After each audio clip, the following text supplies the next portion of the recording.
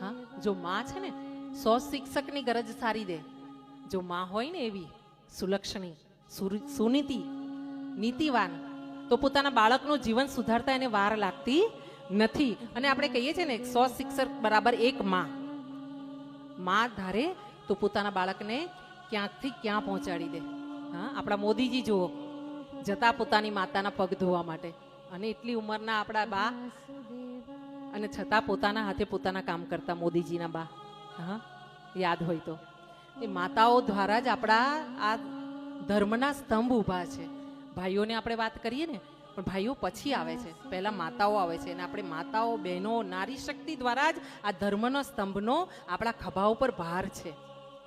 એટલે વારે વારે બહેનોને કહેવામાં આવે છે. ઘણીવાર યુટ્યુબથી બહેનો મને બોલે છે કે તમે એકલા બહેનોની પાછળ પડી ગયા છો. હું બહેનોને લઈને ચાલી રહી છું, પાછળ નથી પડી રહી. હું બહેનોને લઈને ચાલી રહી છું.